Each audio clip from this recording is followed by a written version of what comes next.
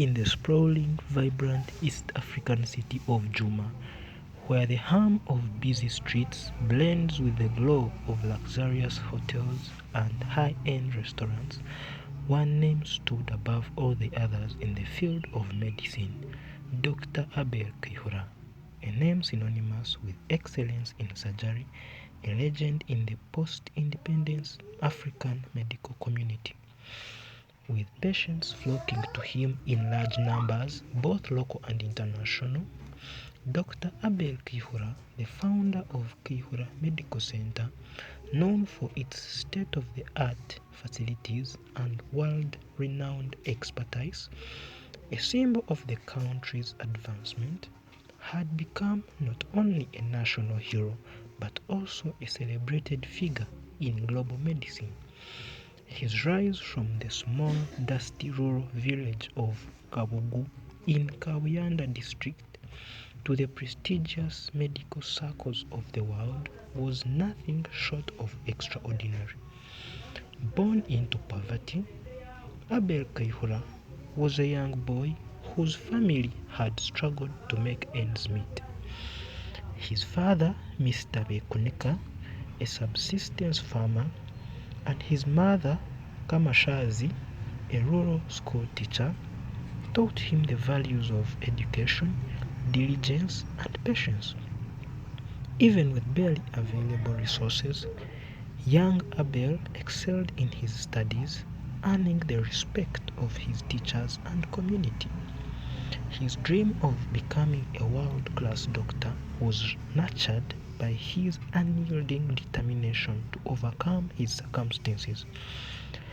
At the age of 18, having lost his parents in a family land dispute, a youthful Abel left his village for the United States, where he received a scholarship to study medicine. He trained at the prestigious University of Miami, Florida, where his talent quickly became evident to his colleagues and professors. Earning his residency in general surgery, he got a distinction, earning himself a name in the medical community. His expertise in the field of surgery, particularly complex procedures, earned him international recognition. He meanwhile married Lillian Karunji, daughter of General Sezi Akandwanaho, a wealthy top-ranking army officer in his nation, in a pompous ceremony. On fully returning home after his residency as a highly respected surgeon, he opened Kaihura Medical Center, a facility that would soon be renowned across Africa and beyond.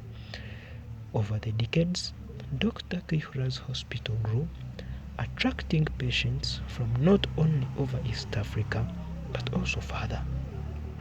His legendary surgical prowess, together with a sharp business acumen, launched him into greatness.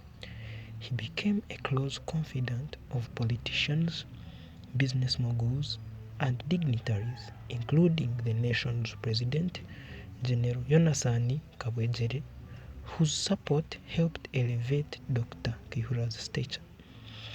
By his late 60s, Dr. Abel Kaihura was the epitome of success, an influential and inspirational figure, a wealthy man who had risen from rags to riches, with a beautiful wife and 3 grown-up children, all of whom lived abroad and enjoyed successful careers.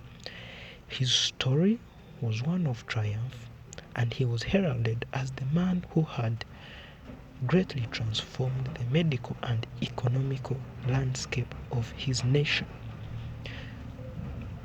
But beneath the surface of this glittering success, Dr. Kaihura was battling a silent, debilitating enemy. For years, he had been suffering from multiple sclerosis, a disease that slowly attacked and degenerated his nervous system, causing his physical and cognitive abilities to deteriorate. Although his wife always pleaded with him to to seek medical attention. He was too busy to seek treatment. His hands, which he always comically called his babies, sending his students and staff into laughter in the operating room, once steady as a surgeon's scalpel, now trembled in the operating room. His sharp mind, which had once been capable of processing complex surgical procedures effortlessly, was beginning to slow. Yet, Dr. Kaihura did not acknowledge the truth. His reputation kept him at the helm of Kaihura Medical Center, which he had founded. At first, the signs were subtle. A mistake here and there, minor mishaps, a misdiagnosis, and occasional complications no one wanted to discuss. But as the years wore on, the errors became more and more frequent, more severe, with progression of the disease. Yet, because of his legendary status, these mistakes were covered up. The hospital's powerful administration, including Dr. Robert Semakula, the CEO and a long-time associate of Dr. Kaihura, ensured that the public remained oblivious. The board members, many of whom were influential politicians and businessmen, turned a blind eye to the growing problem. No one wanted to be the one to expose the great Dr. Abel Kaihura, who had saved so many lives, greatly contributed to the nation's medical and economic sectors, and brought so much prestige to the country. As his health deteriorated, Dr. Kaihura's surgical errors started to have devastating consequences. Yet, he did not wish to step down to retire from the operating room. Patients began to suffer from complications that were not part of the norm. Some were injured, some disabled. Matters came to a head when Mr. Isaac Katongoli, a wealthy local businessman and regular patient of Dr. Kaihura, died on the operating table with Dr. Kaihura doing the operation. The deceased came from an influential family and they sought answers, including hiring private investigators. Meanwhile, inside the bustling halls of the hospital, whispers circulated as they always had. It wasn't long before the whispers grew louder, and those who had been complicit in covering the mistakes began to fear for their own positions. At the same time, a young, ambitious surgeon, Dr. Amina Nabukalu, was beginning to make a name for herself at the hospital. Amina had trained under Dr. Kaihura since joining medical school, learning most of her skills from him and admired him greatly. However, in the past few years, as she spent more time in the operating rooms with him, she began to notice cracks in the facade. She witnessed errors that seemed too frequent to be dismissed as simple mistakes, and she began to question her mentor's abilities. Amina was torn. She knew the importance of loyalty, especially to one who had been so instrumental in her own career, but she could not ignore what was happening. Meanwhile, at the same time, Nurse Penina Nakaunde, a seasoned nurse practitioner who had been with Kaihura Medical Center for over 10 years, also noticed the decline in Dr. Kaihura's abilities. She had seen it firsthand. the small tremors in his hand, the occasional confusion during procedures, and the decisions that didn't quite add up. Nurse Penina was conflicted. She had always greatly admired Dr. Kihura, but now as a medical professional, she knew it was time to speak out. But who would listen? The hospital was too powerful, the connections too deep. She feared for her career, her livelihood. One fateful afternoon, Amina, Penina, and a few other staff members found themselves in a meeting discussing the tragic outcome of Isaac Katongole's surgery. It was clear something had gone terribly wrong, but the administration was determined to cover it up. When Amina expressed concerns, she was warned not to challenge the system, this being a private facility. Despite the challenge, Amina could not stay silent. She approached the State Medical Practitioners Board, risking everything. After reporting, her conscience began to trouble her mightily. Why would she be the one to deliver the fatal blow to the one who had greatly shaped her career from day one? She could not bear it. She feared for her life.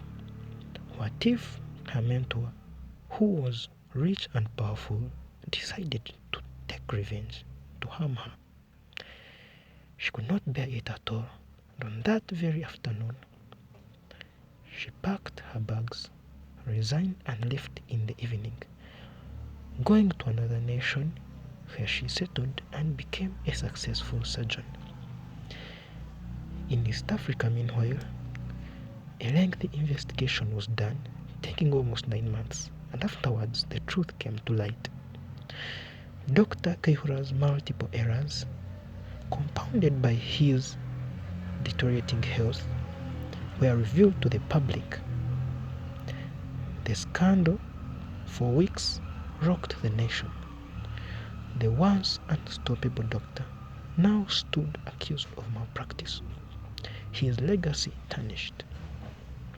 The public outcry was deafening.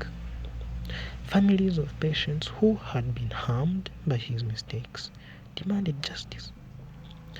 Dr. Kihura was summoned before the state's Medical Practitioners Board, where he was confronted with the magnitude of his actions. Dr. Kihura asked Dr. Mukasa, a senior member of the board, "How do you explain these errors and the lives that have been lost because of them?" As the white-bearded Dr. Kihura opened his mouth to answer before the board, he was afflicted with a very severe tremor and fainted, and was rushed to hospital, where he was diagnosed with advanced multiple sclerosis. The board decided to halt his practice. However, due to his immense contributions to the medical field and economy of his nation throughout his lengthy career, he wasn't sentenced to prison. Instead, he was granted a generous pension and allowed to retire comfortably. But the damage was done. His name would never be the same again. Before leaving the country for good, Dr. Kihura sold the iconic facility to a local businessman and long-time personal friend, Haj Ibrahim Chizito, a successful entrepreneur with little medical knowledge but with a vast fortune. Haj Ibrahim Chizito promised to maintain the hospital's high standards, but with Dr. Kihura gone, it quickly declined. The new management lacked the vision, the commitment, the personal touch of Dr. Kihura that had once made it a beacon of excellence. It wasn't long before the hospital began to struggle, its reputation tarnished as corruption, mismanagement, and negligence took hold. Some good staff left, What had once been a world-class institution was now just another medical facility somewhere in East Africa. Dr. Abel Kihura's retirement was marked by a move to one of his grand villas in Manhattan, New York City, USA.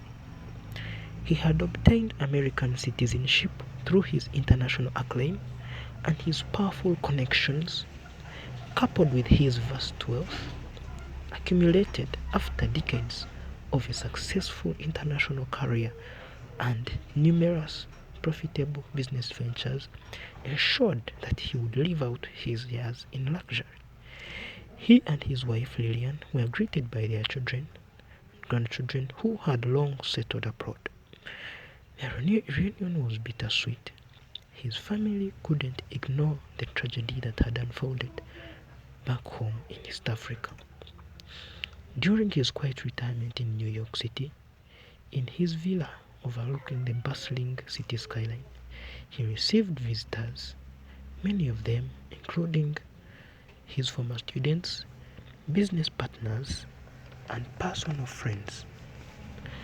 Though he still received invitations to speak at medical conferences, the glory had faded.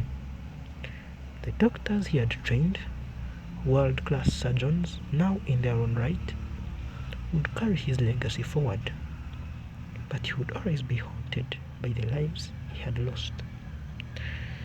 Dr. Abel Kihura's story, once a shining example of success, had become a cautionary tale.